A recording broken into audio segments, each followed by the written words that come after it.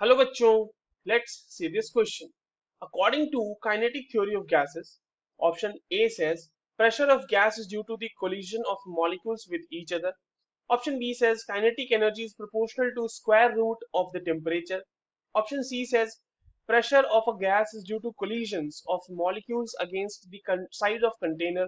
And option D says there is no force of attraction between gas molecules. तो चलिए इस question को solve करते हैं बच्चों। और सबसे पहले ये देखते हैं कि इस क्वेश्चन को सॉल्व करने के लिए हमारे पास कौन से की कॉन्सेप्ट की जानकारी होनी चाहिए। देखो यहाँ पर जो आपसे स्टेटमेंट्स दिए गए हैं वो basically kinetic theory of gases से रिलेटेड ही है। तो kinetic theory of gases is the key concept required for this question. जो यहाँ पर देखो काइनेटिक थ्योरी ऑफ गैस में जो प्रेशर की अगर हम बात करते हैं तो काइनेटिक थ्योरी में कुछ एजम्पशन है, उसके कुछ कुछ पोस्टुलेट्स है। जो एक बहुत ही बड़ा assumption है काइनेटिक थ्योरी ऑफ गैस का, वो ये है कि किसी भी गैसेस पार्टिकल में अगर आपके पास गैसेस मॉलिक्यूल है तो उनके बीच किसी तरह का कोई फोर्स ऑफ अट्रैक्शन नहीं होगा। ठीक है, it's a assumption there is there is no force of attraction between gas molecules, right. तो आपका जो डी स्टेटमेंट है वो देखें, वो तो सही है ना।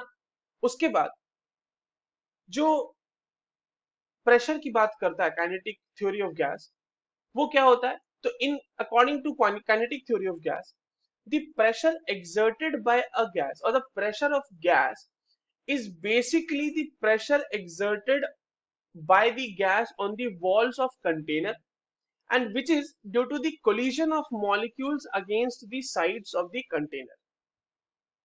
ठीक है, तो प्रेशर क्या हो जाएगा, pressure due to collision of molecules against the sides of container।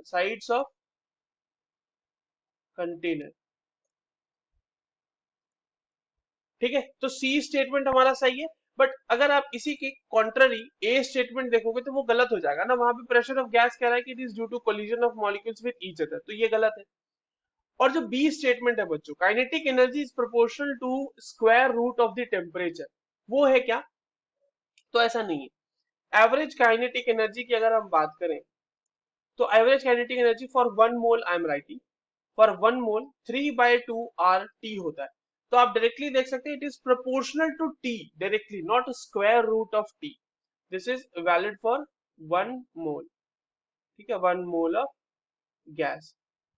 तो जो बी स्टेटमेंट है हमारा वो गलत हो गया। So the correct statements for the given question is C and D. I hope you understood this well. All the very best.